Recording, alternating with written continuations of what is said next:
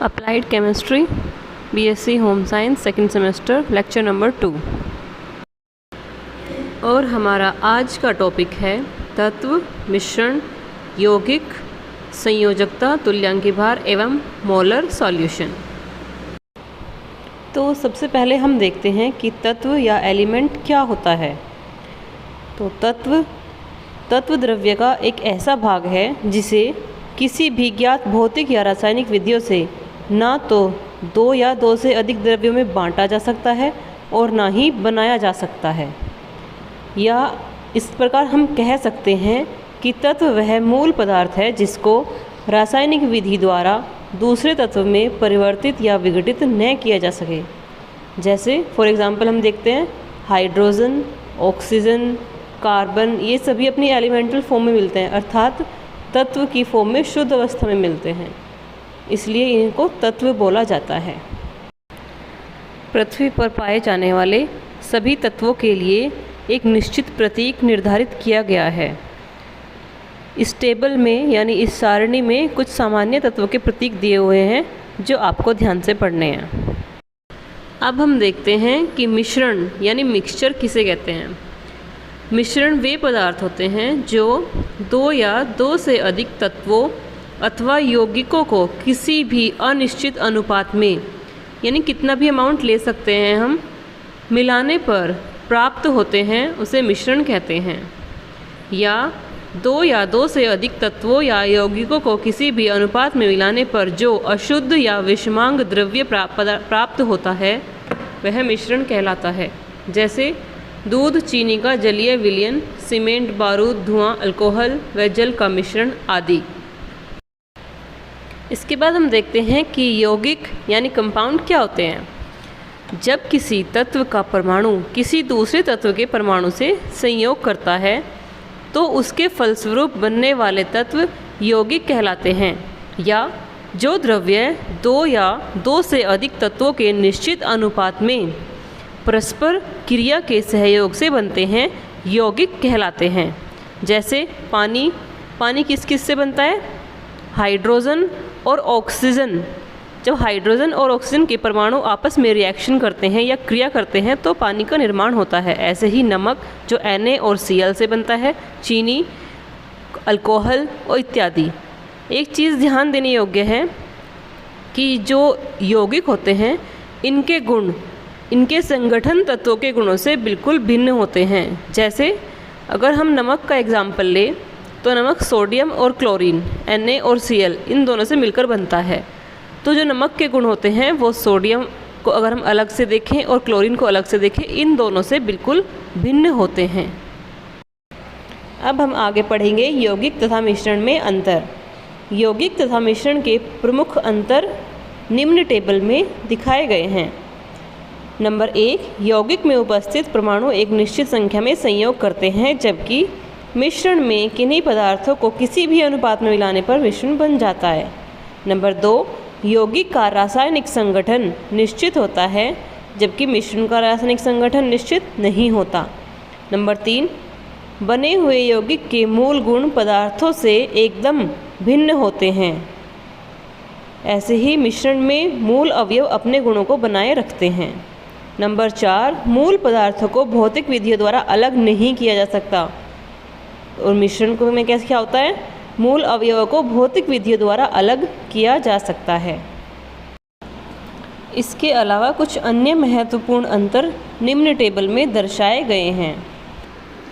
तो अब हम चलते हैं अपने नेक्स्ट टॉपिक यानी संयोजकता की तरफ। संयोजकता यानी वैलेंसी शब्द का सर्वप्रथम प्रयोग फ्रैंकलैंड नामक वैज्ञानिक ने किया था। सर्वप्रथम इस शब्द का उपयोग किसी तत्व के परमाणुओं की संयोजन क्षमता को एक संख्या के रूप में निरूपित करने के लिए किया जाता था। अब इसका उपयोग निम्न कारणों के लिए किया जाता है।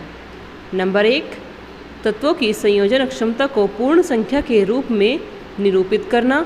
एवं नंबर 2, अणुओं में उपस्थित परमाणुओं को एक दूसरे से बांधे रखने के लिए जो रासायनिक बंध बनते हैं यानी बॉन्ड बनते हैं उन्हें निरूपित करना। सर्वप्रथम हाइड्रोजन की संयोजकता को एक आदर्श या मात्रक मानकर संयोजकता को निम्न प्रकार परिभाषित किया गया। हाइड्रोजन परमाणु की वह संख्या जो किसी तत्व के परमाणु से संयोग करती है उस तत्व की संयोजकता कहलाती है।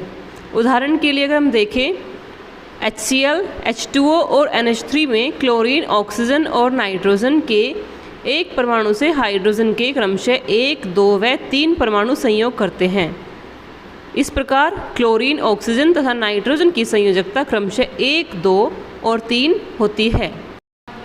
तो स्टूडेंट्स, फ्रैंकलिन ने जो अवधारणा दी थी संयोजकता को समझाने के लिए, वह कुछ यौगिकों में तो संतुष्टि प्रदान कर रही थी, किंतु अधिकतर यौगिकों में वह संयोजकता को समझाने में असफल थी। इसी कारण सन 1916 ईस्वी में अमेरिकन वैज्ञानिक कोसेल और G.N. लुईस ने संयोजकता का सिद्धांत प्रतिपादित किया, जिसको संयोजकता का इलेक्ट्रॉनिक सिद्धांत अथवा इलेक्ट्रॉनिक थ्योरी ऑफ वैलेंसी कहा गया। इस सिद्धांत के अनुसार 2 या 2 से अधिक परमाणुओं में संयोग करने की प्रवृत्ति उनमें स्थायी इलेक्ट्रॉनिक विन्यास या अष्टक प्राप्त करने के कारण होती है।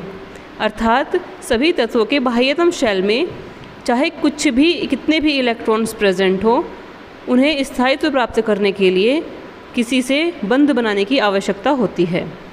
नंबर 2, संयोजी इलेक्ट्रॉनों का बाह्य कक्ष अपूर्ण होता है और उसकी रासायनिक अभिक्रियाशीलता के लिए उसके परमाणु की बाह्यतम कक्षा में उपस्थित इलेक्ट्रॉन ही मुख्य रूप से उत्तरदायी होते हैं। नंबर 3, अक्रिय गैसों के इलेक्ट्रॉनिक विन्यास को स्थायी इलेक्ट्रॉनिक विन्यास कहते हैं, क्योंकि हीलियम के अलावा अन्य सभी अक्रिय गैसों की बाह्यतम कक्षा में 8 इलेक्ट्रॉन होते हैं।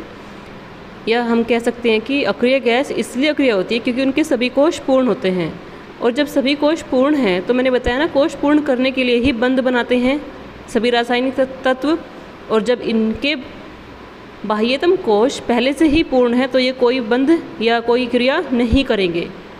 ऐसे ही नंबर 4, सभी संयोजी परमाणु की रासायनिक अभिक्रिया कर आवर्त सारणी में अपने पास के अक्रिय गैस का इलेक्ट्रॉनिक विन्यास प्राप्त करने की प्रवृत्ति होती है। तो स्टूडेंट्स, जैसा कि हमने अभी पढ़ा है कि सभी तत्वों की प्रवृत्ति होती है अपना अष्टक पूर्ण करें, और अष्टक पूर्ण करने के लिए ही वह दूसरे तत्वों के साथ बंध बनाते हैं, अर्थात संयोग करते हैं। तो अक्रिय गैस विन्यास प्राप्त करने की विधि हम देखेंगे। परमाणुओं द्वारा अक्रिय गैस विन्यास प्राप्त करने की 3 प्रमुख विधियां हैं, जिसके परिणाम स्वरूप 3 प्रकार की संयोजकताएं पाई जाती है, जो कि इस प्रकार है। नंबर 1 है विद्युत संयोजकता यानी इलेक्ट्रोवैलेंसी। नंबर 2 सहसंयोजकता यानी कोवैलेंसी। नंबर 3 उप सहसंयोजकता यानी कोऑर्डिनेट वैलेंसी। अब हम विद्युत संयोजकता यानी इलेक्ट्रोवैलेंसी का विस्तारपूर्वक अध्ययन करेंगे। विद्युत संयोजकता का सिद्धांत क्या कहता है? संयोजी तत्वों के परमाणु इलेक्ट्रॉनों के ग्रहण या त्याग द्वारा अक्रिय गैसों का इलेक्ट्रॉनिक विन्यास प्राप्त करते हैं। इस प्रकार बने यौगिकों के मध्य जो रासायनिक बंध बनता है उसे विद्युत संयोजक बंध अर्थात इलेक्ट्रोवैलेंट बॉन्ड कहते हैं। इसके लिए कुछ संयोजी परमाणु इलेक्ट्रॉन ग्रहण करने की प्रवृत्ति के व दूसरे इलेक्ट्रॉन त्यागने की प्रवृत्ति वाले होने चाहिए। रासायनिक अभिक्रिया के फलस्वरूप बंध बनाते समय विद्युत धनात्मक तत्व अपना इलेक्ट्रॉन विद्युत ऋणात्मक तत्व को दे देते हैं और विद्युत संयोजक बंध बनता है। अतः यौगिक बनाने में तत्व का परमाणु जितने इलेक्ट्रॉनों का त्याग या ग्रहण करता है, इलेक्ट्रॉनों की वह संख्या उस तत्व की विद्युत संयोजकता कहलाती है। फॉर एग्ज़ाम्पल NaCl का बनना। NaCl को बनाने के लिए सोडियम का जो परमाणु होगा वह अपने आउटर मोस्ट शेल यानी बाह्यतम कोश में से एक इलेक्ट्रॉन बाहर निकालकर धनायन बनाएगा यानी सोडियम आयन बनाता है। और इसी प्रकार क्लोरीन जो होता है वह अपने आउटर मोस्ट शेल में एक इलेक्ट्रॉन ग्रहण करके ऋणायन बनाती है। और जब धनायन और ऋणायन परस्पर संयोग करते हैं तो NaCl का निर्माण होता है।